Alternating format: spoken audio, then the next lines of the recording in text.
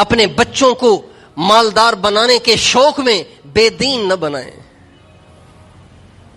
ورنہ پھر آپ میں اور شمر میں فرق تو نہ ہوا، آپ میں اور ابن زیاد میں فرق تو نہ ہوا، آپ میں اور یزید میں فرق تو نہ ہوا۔ ان لوگوں نے بھی دنیا بنانے کے لیے دین کو چھوڑا، دنیا بنانے کے لیے دین کا نقصان کیا۔ آپ بھی دنیا بنانے کے لیے دین کا نقصان کر رہے ہیں۔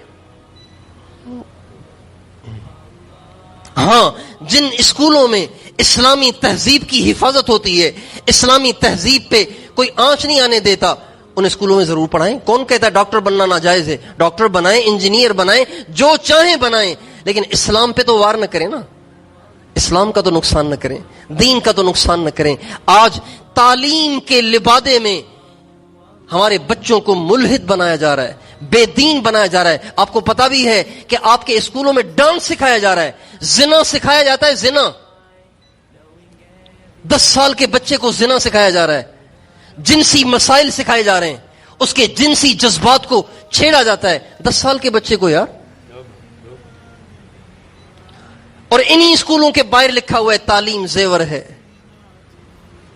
کیا بے غیرتی زیور ہے، فحاشی زیور ہے، عریانی زیور ہے، بے دینی زیور ہے؟ اس لیے ضرور ڈاکٹر بنے، انجینئر بنے، جو چاہیں بنے، لیکن اسلام کے دائرے میں رہ کے جو چاہیں بن جائے، اسلام کے دائرے سے نکل کر نہیں۔